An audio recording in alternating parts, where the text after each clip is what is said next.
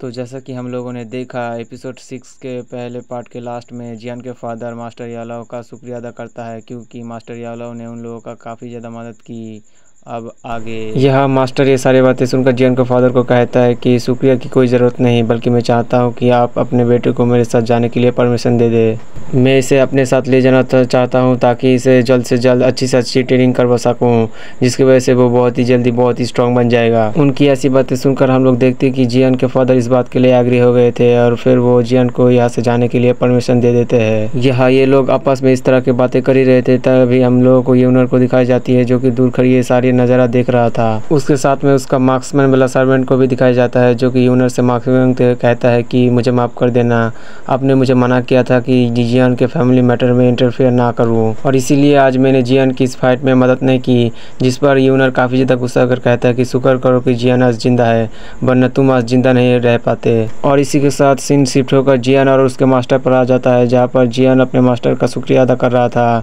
कि उन्होंने आज उसका कितना ज़्यादा मदद की। जिस पर उसका मास्टर उसे कहता है कि तुम्हें मुझे शुक्रिया अदा करने की कोई ज़रूरत नहीं क्योंकि आज की फ़ाइट तुमने खुद के दम पर जीता है। अगर सोचो तुमने खुद को 2% में नहीं बदला होता तो आज क्या होता। मैं तो बस एक नॉर्मल सी सोल हूँ और इसीलिए मुझ में इतनी ज़्यादा पावर नहीं कि मैं लगातार कुछ घंटों तक फाइट कर सकूँ और शायद मुझे इसी बात का अफसोस है। मैं चाहता हूँ कि मैं अपने बॉडी को जल्द से जल्द रीगेन कर लूँ क्योंकि मेरे पास ऐसे बहुत सारे ऐसे काम हैं जो कि मैं इस सोल के होते हुए नहीं कर सकता। ये सुनकर जियान काफ़ी ज़्यादा हैरान हो जाता है और फिर वो अपने मास्टर को सवाल करते हुए कहता है तो फिर आप रीइनकार्नेट होने का सोच रहे हैं। जिस पर मास्टर जवाब देता है कि नहीं, मैं रीइनकार्नेशन होने का नहीं सोच रहा, बल्कि मैं अलग ही प्रोसेस का इस्तेमाल करके खुद के लिए एक बॉडी बनाना चाहता हूँ जो कि मेरे सोल को काबू कर सके और मैं उस बॉडी के अच्छे से इस्तेमाल कर सकूँ। जियान ये सब सुन के थोड़ी देर के लिए हैरान हो चुका था। जिस पर मास्टर कहता है इसमें हैरान होने वाली कोई बात नहीं, मैंने पहले भी तुम्हें एक स्किल के बारे में बताया था जिसकी मदद से तुम्हारा फिल्म का कलर चेंज होता रहेगा और मैंने ये भी बताया था कि वो स्किल खुद को इवॉल्व कर सकती है।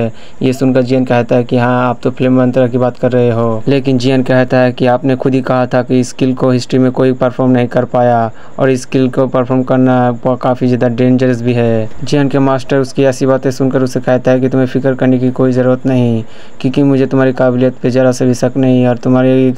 कल्टिवेशन स्किल भी काफ़ी ज़्यादा कमाल की है। और वैसे भी अगर एक बार तुमने उस फिल्म मंत्रा को सीख लिया तो फिर इस ड्यूकी कॉन्डन में ऐसा कोई नहीं होगा जो तुम्हें हरा सके, जिसकी वजह से नायन जैसे लोगों की तुम्हारी इज्जत करनी पड़ेगी और तुम हर फाइट जीत सकते हो। तुम्हें जो भी चाहिए तुम बहुत ही आसानी के साथ उसे हासिल कर सकते हो। यह मास्टर के मुंह से ऐसी बात से सुनकर हम लोग देखते हैं कि जियान थोड़ा बहुत एग्री हो गया था कि वो स्किल को प्रैक्टिस करे। यह जियान को एग्री होता देखकर उसका मास्टर काफ़ी ज़्यादा खुश हो जाता है और फिर वो जियान के सामने 2 स्क्रॉल को बाहर निकल कर कहता है कि इस रेड स्क्रॉल को पढ़ने से तुम्हें फायर एट्रीब्यूशन के बारे में जानने को मिलेगा जबकि इस ब्लैक में तुम्हें फ्लेम मंत्र के बारे में जानने को मिलेगा। तो मैं चाहता हूँ तुम यहाँ पर अच्छे से सोचकर इन दोनों में से किसी एक स्किल को चूज कर लो क्योंकि ये दोनों स्किल काफ़ी ज़्यादा कमाल की है और ऑफकोर्स तुम्हारे पास इतना ज़्यादा टाइम नहीं है कि तुम इन दोनों स्किल को ही सीख पाओ, इसीलिए तुम्हें इन दोनों में से एक स्किल को चूज करना होगा। और मैं नहीं चाहता कि तुम मेरी मर्जी से स्किल को चूज करो, मैं चाहता हूँ कि तुम खुद के इंटरेस्ट के हिसाब से स्किल को चूज करो ताकि तुम्हें बाद में ना लगे कि तुमने कुछ गलत कर दिया। इसके बाद हम लोग देखते हैं कि जियान काफ़ी अच्छे से सोचने के बाद उसी फ्लेम मंत्र को चूज कर लिया। वो जानता है कि वो ये बहुत खतरनाक है,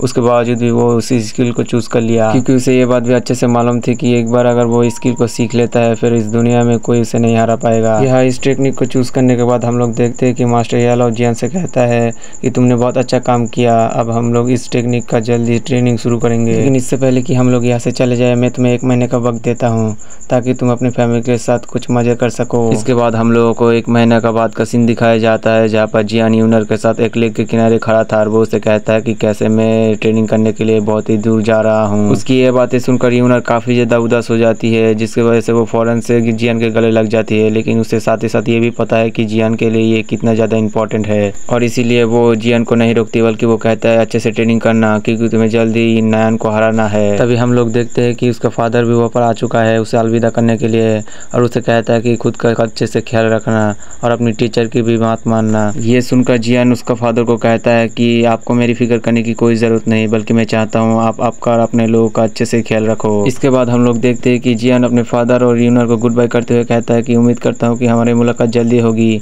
जिसके बाद हम लोग देखते हैं कि जियान आगे की तरफ चलना शुरू कर दिया था और यहाँ इसी के साथ उसका ट्रेनिंग का सफर भी शुरू हो गया था और साथ ही साथ ओरिजिन रिवॉर्ड सीजन भी खत्म हो गया। और दोस्तों इसका सीजन 6 को भी मैं एक्सप्लेन करना शुरू कर दूंगा, तो वीडियो को लाइक कर देना, चैनल को सब्सक्राइब कर देना और एक कमेंट भी कर देना।